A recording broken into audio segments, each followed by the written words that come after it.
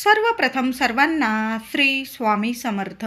स्वामी महाराजांच्या कृपेने तुमच्या सर्व चांगल्या इच्छा पूर्ण होत ही स्वामींचरणी प्रार्थना करते आणि आजच्या व्हिडिओला सुरुवात करते. उद्या 15 डिसेंबर 2025 सोमवार दिवशी मार्गशीर्ष कृष्ण पक्षातील सफला एकादशी आलेली आहे. वर्षातून 24 एकादशी येतात, महिन्यातून 2 एकादशी येत असतात. एक कृष्ण पक्षात एकादशी येते आणि एक शुक्ल पक्षात. अशा दर महिन्याच्या 2 एकादशी म्हणजे 12 महिन्यातून 24 एकादशी येतात. आपण बरेचसे लोक आषाढी आणि कार्तिकी अशा 2 एकादशी करतो, तर बरेचसे लोक 24च्या 24 एकादशी दर महिन्याच्या दोन्ही एकादशी व्रत करतात, उपवास करतात. आता उपवास नाही जमत नका करू, पण या एकादशीला आपण भगवान श्रीहरी विष्णू माता लक्ष्मीची सेवा अवश्य करावी. घरात बाळकृष्णाची मूर्ती असतेच आणि असायलाच हवी. पांडुरंगाची मूर्ती असेल, विठू माऊली रुक्मिणी मातेची छान अशी लवकर उठून आंघोळ करायची आहे. आंघोळीच्या पाण्यात थोडीशी चिमूटभर हळद टाका महिलांनो. शारीरिक मानसिक त्रास असेल तर एक आवर्जून तुळशी पत्र टाकून प्रत्येकाने आंघोळ करा. मुलांना सुद्धा हा उपाय करू शकतात. कितीही त्रासात असाल, दुःखात असाल, संकटात असाल, कठीण इच्छा सुद्धा भगवान श्री हरी विष्णू पूर्ण करणार आहे. शेवटची वर्षातील शेवटची सफला एकादशी आहे. प्रत्येक कामात सफल व्हाल तुम्ही. तुम्हाला इतकं सुंदर प्रगती मिळेल, इतकं सुंदर यश मिळून येईल असा हा सुंदर दिवस आहे. आंघोळीच्या पाण्यात चिमूटभर हळद टाका, एक तुळशी पत्र टाका. आंघोळीनंतर सूर्यनारायणाला अर्घ द्यायचा आहे. साध्या पाण्याने जरी दिलं तरीही चालेल. घरात बाळकृष्णाची मूर्ती, विठू माऊलीची मूर्ती ताम्हणात घ्यायची आहे. गाईचं दूध येत असेल, पुडीचं येत असेल तरी एका वाटीत तापवण्याच्या आधी काढून घ्या.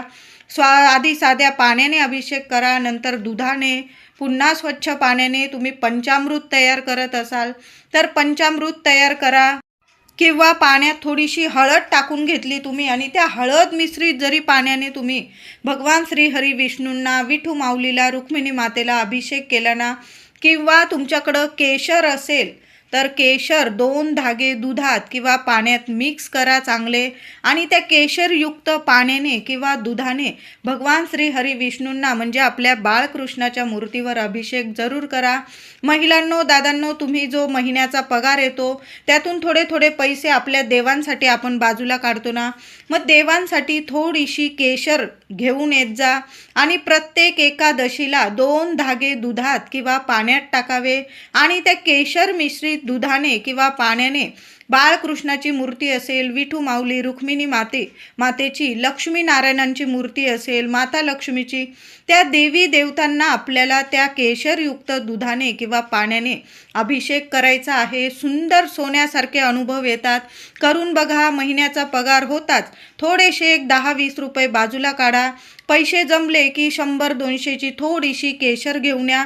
वर्षभर ती केशर तुम्हाला पुरून जाईल. प्रत्येक एकादशीला शुक्रवार, गुरुवार 2 धागे टाका फक्त दुधात किंवा पाण्यात आणि त्या दुधाने किंवा पाण्याने आपल्या बाळकृष्णाच्या मूर्तीवर अभिषेक करायला सुरुवात करा. तुम्हीच मला अनुभव सांगाल की ताई सोन्यासारखे अनुभव आलेले आहे. घरात कितीही अडचणी असतील, मुलांना अडचणी असतील, अडचणीतून मार्ग एका क्षणात तुम्हाला मिळेल. देवांची छान उद्या पूजा अभिषेक झाल्यानंतर देवांना तांदळाच्या राशीवर स्थापन करा किंवा जास्ती तुळस असेल, तुळशीची रास केली तुम्ही चालेल. तांदळाची रास करा. दुसऱ्या दिवशी मंगळवारी ते तांदूळ तुम्ही तुमच्या डब्यात टाका. धनधान्याला वर्षभर कमी पडणार नाही. छान दिवस आहे. सफला एकादशीचा दिवस आहे. प्रत्येक कामात सफलता मिळावी, सफल व्हावं, यश मिळावं, प्रगती मिळावी, मुलांच्या अडचणी दूर व्हाव्या म्हणून उद्या आपण सर्वांनी बाळकृष्णाची मूर्ती किंवा विठू माऊलीची ही सेवा आवर्जून करा. उद्या प्रत्येकाने आपल्या देवघरातील बाळकृष्णाला किंवा विठू माऊलीच्या मूर्तीला चरणाशी तुळस अर्पण करायची आहे. उद्या तुळस तोडू नका.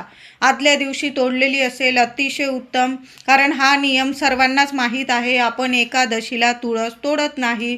खरं तर आज रविवार आहे, रविवारी सुद्धा आपण तुळस तोडत नाही. मग सरळ आपण फुलवाल्या दादांकडून तुळस विकत आणा आणि उद्या जेवढी तुळस असेल स्वच्छ बघून घ्या आणि बाळकृष्ण बाळकृष्णाच्या मूर्तीवर ओम नमो भगवते वासुदेवाय नमः, ओम नमो भगवते वासुदेवाय नमः जेवढी तुळस असेल ना 21 वेळा, 51 वेळा, 108 वेळा मंत्र जपा आणि ती तुळस अर्पण करायची आहे. किंवा तुमचं श्री विष्णू सहस्त्रनामावली पठण असेल तर एक तुळशीचं पान जरी असेल ना ते हातात घ्या, विष्णू सहस्त्रनामावली पठण करा किंवा ऐकलात तुम्ही तरीही चालेल आणि ते पान तुळशीचं बाळकृष्णाच्या मूर्तीच्या चरणाशी किंवा विठू माऊलीच्या चरणाशी अर्पण करा. त्यावर हळदी कुंकू अक्षता व्हायच्या आहे. उद्या आवर्जून पिवळ्या रंगाची फुलं आपण देवांना जरूर अर्पण करा. गणपती बाप्पांना दुर्वा अर्पण करा. उद्या सोमवारसुद्धा आलेला आहे. महादेवांना सुद्धा मी जसं सांगितलं विष्णूंच्या मूर्तीवर किंवा बाळकृष्णाच्या मूर्तीवर अभिषेक करताना केशरयुक्त दुधाने पाण्याने करा. तोच केशरयुक्त पाणी किंवा दूध महादेवांच्या शिवपिंडीवर सुद्धा अभिषेक करायचा आहे. खूप सोन्यासारखे अनुभव येतील. दोन्ही देवांची उद्या सेवा आवर्जून करा. पिवळी फुलं अर्पण करा. केळीचा नैवेद्य दाखवा. दूध साखरेचा दाखवा. पण उद्या काहीतरी नैवेद्य आपल्या देवघरात जरूर दाखवा. आपण तर रोजची जी भाजी भाकर वरण भात भाजी पोळी करतो आधी देवांना नैवेद्य दाखवतच असतो. पण उद्या पिवळ्या कलरची मिठाई असेल किंवा तुम्ही केशरयुक्त खीर केली महिलांनो तर उद्या आवर्जून मंदिरात पण महादेवांचं मंदिर असेल विठू माऊलीचं मंदिर तिथं सुद्धा केशरयुक्त तुम्ही खीर बनवत असाल तर तिथं सुद्धा नैवेद्य दाखवा आणि आपल्या देवघरात सुद्धा नैवेद्य दाखवायचा आहे. नैवेद्य दाखवताना नैवेद्यावर एक तुळशी पत्र जरूर ठेवा. जरी केळीचा नैवेद्य दाखवत असाल तुम्ही तर केळीवर सुद्धा एक तुळशीचं पान जरूर ठेवावं. अशा पद्धतीने जर नैवेद्य दाखवला तर नैवेद्य लगेच स्वीकार होतो. तुम्ही स्वामींच्या मंदिरात गेला उद्या तरी पण केळीचा नैवेद्य दाखवाल किंवा इतर पदार्थांचा त्यावर सुद्धा उद्या सफला एकादशी आहे. एक तुळशी पत्र त्यावर ठेवा नैवेद्यावर आणि मग आपण नैवेद्य अर्पण करायचा आहे. उद्या तुळशी मातेची सेवा आवर्जून करायची आहे. महिलांनो आंघोळीनंतर किंवा तुमची पूजा झाली की लगेच तुळशी मातेजवळ एक तुपाचा दिवा लावा. उद्या दोन्ही वेळेला तुळशीजवळ तुपाचे दिवे लागलेच पाहिजे. वर्षाची शेवटची एकादशी आहे. मुलांच्या सर्व अडचणी संपून मुलांना सुख समृद्धी प्राप्त व्हावी. मुलांना शिक्षण असेल नोकरी असेल प्रत्येक क्षेत्रात त्यांना प्रगती मिळावी. लग्न कार्यात अडचणी येत असतील अडचणी निवारण होऊन योग्य ठिकाणी लग्न कार्य जुळून यावी आणि तुमच्या घरात लवकरात लवकर शुभ कार्य व्हावी म्हणून उद्या सफला एकादशीला सकाळीच तुळशी मातेची छान पूजा करा. आईने करा वडिलांनी करा पण आईने स्वतः घरच्या गृहलक्ष्मीने तुळशीला हळदी कुंकू फुलं अक्षता वाहून एक तुपाचा दिवा लावायचा आहे. आता तुपाचा दिवा असाच लावू नका. जो नित्य नियमाने नेहमी दिवा लावता धुवून घ्या घसून घ्या पुसून घ्या. तुपाची फुलवाट टाकायची आहे आणि त्या दिव्यात तुम्हाला चिमूटभर हळद टाकायची आहे. एक कापराची वडी टाकायची आहे. 2 लवंगा टाकायच्या आहे. असाच दिवा तुम्हाला आपल्या मुख्य दाराबाहेर सुद्धा लावायचा आहे. अशा 3 ठिकाणी महिलांनो एक दिवा तुळशीजवळ एक दिवा आपल्या मुख्य देवघरात आणि एक दिवा आपल्या मुख्य दाराशी. उद्या खूप छान दिवस आहे महिलांनो. असे 3 दिवे लावून बघा. तिन्ही दिव्यांमध्ये याच वस्तू टाकायच्या आहे. एक एक कापराचा तुकडा टाका. 2 लवंग टाका. लवंग घेताना चांगल्या बघून घ्यायच्या. चिमूटभर हळद टाका. या वस्तू टाकताना ओम नमो भगवते वासुदेवाय नमः, ओम नमो भगवते वासुदेवाय नमः मंत्र जपत राहा. खूप सुंदर सोन्यासारखे अनुभव येतील. उद्या दोन्ही वेळेला आपण तोच दिवा लावायचा आहे. सकाळीच या वस्तू दिव्यात टाकून द्यायच्या आहे. संध्याकाळी पण तूप जास्तीचं टाका. पुन्हा तो दिवा प्रज्वलित करा. दोन्ही वेळा तुळशी मातेला नमस्कार करून तुमच्या मनातील इच्छा तुळशी मातेसमोर बोलायचे आहे. ज्या घरात एकादशीला तुळशी समोर भगवान श्री हरी विष्णूंचं नामस्मरण होतं ना त्या घरात कधीच कशाला कमी पडत नाही. तिथंच नांदते ती म्हणजे अखंड लक्ष्मी माता नांदते तुमच्या घरात. खूप सुंदर अनुभव येतील. लक्ष्मीनारायणांची सेवा उद्या व्हायलाच हवी. आता भगवान श्री हरी विष्णूंची सेवा करत आहात तर देवघरात आपल्या मूर्ती असतेच आपल्या देवी आईची. तर देवी आईची मूर्ती असेल किंवा श्रीयंत्र तर देवी आईला सुद्धा कुंकुमार्चन करायचं आहे. एखादं लाल फूल असेल देवी आईच्या चरणाशी अर्पण करा. वेणी आणलेली असेल देवी आईला अर्पण करा. जेव्हा पण भगवान श्री हरी विष्णूंची एकादशीला सेवा करताना ती सेवा तेव्हाच पूर्ण होते जेव्हा आपण लक्ष्मीची मातेची पूजा करतो. म्हणून उद्या देवी आईला सुद्धा नैवेद्य दाखवा. छान असा लाल फूल अर्पण करा. हळदी कुंकू फुलं वाहून अक्षता वाहून पूजा करा आणि कुंकुमार्चन 11 वेळा करा 21 वेळा करा. पण देवी आईला कुंकुमार्चन नक्की करा. तेव्हाच आपली एकादशीची सेवा पूर्ण होत असते. उद्या देवघरातला दिवा विझणार नाही. महिलांनो नक्की काळजी घ्या. मी तुपाचा दिवा तुम्हाला तुळशीजवळ लावायला सांगितलेला आहे. मुख्य दाराशी लावायला सांगितलेला आहे आणि देवघरातसुद्धा लावायला सांगितलेला आहे. आता एवढं तूप नाही तुमच्याकडं, पण तुळशीसाठी तरी एक दिवा तुपाचा जरूर लावा आणि मुख्य दाराशी पण प्रयत्न करा. एक थोड्या वेळ चालला ना दिवा चालेल. तुमची सेवा होईपर्यंत देवघरात बसून आपण सेवा करतो ना तेव्हा तुळशीजवळ आणि मुख्य दाराशी तरी तुपाचे दिवे जरूर लावा. आणि देवघरात आपण 2 दिवे लावतो. एक तुपाचा लावतो एक तेलाचा लावतो. मग जो तुपाचा दिवा लावतो ना आपण त्यात या वस्तू 1 कापराची वडी 2 लवंगन चिमूटभर हळद जरूर टाका. त्या वस्तू नंतर दुसऱ्या दिवशी काढून तुम्ही निर्माल्यात टाकल्या तरीही चालेल.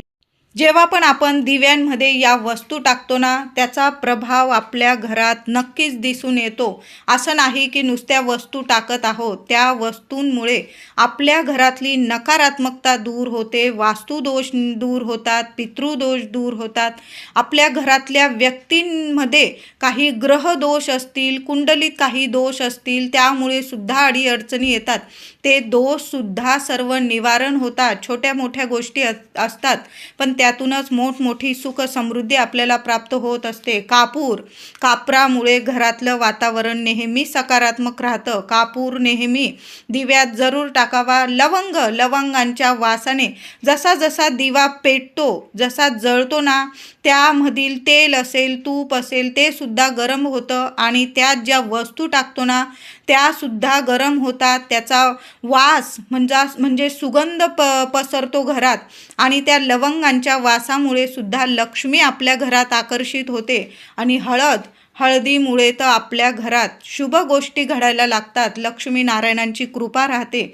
म्हणून या तिन्ही गोष्टी प्रत्येक तुम्ही गुरुवारी जरी टाकल्या एकादशीला टाका शुक्रवारी टाका अमावस्येला टाका पौर्णिमेला टाका या वस्तू दिव्यांमध्ये जरूर आठवण आली की टाकून देत जा. घरातलं नकारात्मक वातावरण वाटत असेल घरात कुठल्या कामात यश नाही तुम्हाला मिळत असं वाटायला लागलं की महिलांनो हा उपाय करत जा. अनुभव चांगलेच येतील तुम्हाला. उद्या एखादी गाय दिसली महिलांनो ताजी चपाती घ्या त्याला तूप लावा गूळ लावा आणि स्वतःच्या हाताने जरूर खाऊ घाला. लेकरा बाळांकडून खाऊ घालून घेतलं तुम्ही तरीही चालेल. ज्यांच्या लग्न कार्यात अडचणी येतात त्यांनी तर दर एकादशीला थोडीशी चणा डाळ भिजवून घ्यावी. ती भिजवलेली चणा डाळ मुठभर एखाद्या चपातीत किंवा एखाद्या कागदात वगैरे बांधून घ्यावी. त्यावर एक गुळाचा खडा ठेवावा आणि मुलगा किंवा मुलगी आता मुलगा मुलगी जवळ नाही मग आई वडिलांनी सुद्धा ही सेवा करू शकतात. ती चणा डाळ आणि गूळ गाईला खाऊ घालताना तुमच्या मनातील इच्छा बोलून घ्यायची आणि उजव्या हाताने कधी पण गाईला नैवेद्य उजव्या हातानेच द्यायचा. देवांची सेवा करतो आपण उजव्या हातानेच करतो तर गाईची सुद्धा सेवा आहे. 33 कोटी देवी देवतांची आपण सेवा करत असतो तर उजव्या हातानेच आपल्याला नैवेद्य खाऊ घालायचा आहे. गाय मारत नसेल पोटाला हात लावा नमस्कार करा इच्छा बोला. लक्ष्मीनारायणांची तुमच्यावर कृपा होणार आहे. उद्या सर्वांनी महादेवांच्या मंदिरात सुद्धा जा. स्वामींचं मंदिर असेल स्वामींच्या दर्शनाला जा. स्वामीच आपले श्री हरी विष्णू आहे. ब्रह्मा विष्णू महेश सर्व दत्त रूप आपले स्वामीच आहे. स्वामींच्या दर्शनाला जा. तुम्हाला तिन्ही देवांचं दर्शन होऊनच जाणार आहे. मंदिर जिथं असेल ना तिथं स्वामींच्या दर्शनाला जा. लक्ष्मीनारायणांचं मंदिर असेल किंवा आपले भोलेनाथ म्हणजे शिवशंकरांचं मंदिर असेल दर्शन जरूर घ्या. एखादं पिंपळाचं झाड असेल तर स्पर्श करू नका. फक्त एखादा दिवा लावता आला किंवा एखादा गुळाचा खडा ठेवता आला दिवा नाही लावता आला तरीही चालेल पण एक गुळाचा खडा पिंपळाच्या झाडाखाली जरूर ठेवून या. जसा जसा तो गुळाचा खडा तिथले किडे मुंगे खातील ना, तसं तसं तुमच्या अडचणी संपून जातील. असा सुंदर अनुभव देणारी ही उद्याची सेवा आहे. पिंपळाखाली दिवा लावता आला तर जरूर लावा. झाड लांब आहे, नाही नेता आला, पण किमान एक गुळाचा खडा एखाद्या कागदात बांधून जरूर घेऊन जा. इच्छा बोला, नमस्कार करा. लक्ष्मीनारायणांची कृपा तुमच्यावर नक्की हमखास 100% जरूर होणार आहे. उद्या आपण सकाळी सहज भगवान श्री हरी विष्णूंना म्हणजेच बाळकृष्णाच्या मूर्तीच्या चरणाशी तुळशीपत्र ठेवणारच आहोत. महिलांनो, संध्याकाळी ते तुळशीपत्र तुम्ही मुलांना जरी खायला दिलं तरीही चालेल. मुलांचा चिडचिडपणा कमी होईल, रागीटपणा कमी होईल, मुलांची बुद्धी तेजस्वी होईल, मुलांची शिक्षण नोकरीत भरभरून प्रगती होईल. मुलांना अडचणी असो किंवा नसो, प्रत्येक आईने बाळकृष्णाला अर्पण केलेली तुळशीचं एक तरी पान चरणाजवळून संध्याकाळी उचलून घ्या. सेवा वगैरे झाल्यानंतर आणि मुलांना जरूर खायला द्या. खूप सुंदर अनुभव येतील बघा तुम्हाला. एखादं तुळशीपत्र तुम्ही तुमच्या तिजोरीत जरी ठेवलं ना, नीट एखाद्या कागदात बांधून ठेवा किंवा एखाद्या लाल पिवळ्या कपड्यात ठेवलं आणि त्याबरोबर एखादा रुपया ठेवून द्या. लक्ष्मी माता तुमच्या घरात अखंड वास करेल, अशी ही सेवा आहे. एक का होईना तुळशीपत्र मुलांना सुद्धा खायला द्या. आधी देवांना अर्पण करा आणि मग त्यातील एक तुळशीपत्र संध्याकाळी उचलून घ्या. मनातली इच्छा बोला, देवांना सांगा तुम्हाला काय अडचणी आहे. मुलांविषयी बोलायचं असेल बोलून घ्या आणि ते तुळशीपत्र मुलांना खायला द्या. तुम्ही काही अडचणीत आहात, तुम्हाला आजारपण आहे, आरोग्य नीट नाही, मन शांत नाही, तुमचं काही ना काही मानसिक शारीरिक त्रास आहे, ते तुळशीपत्र तुम्ही स्वतः खाऊन घ्यायचं आहे. एखादं तुळशीपत्र तुमच्या तिजोरीत ठेवा, पॉकेटमध्ये ठेवू नका. आपला हात वगैरे लागतो 4 दिवसात वगैरे, तुम्ही तिजोरीत ठेवून द्या. सुंदर अनुभव येतील. व्हिडिओ आवडला असेल लाईक करा, शेअर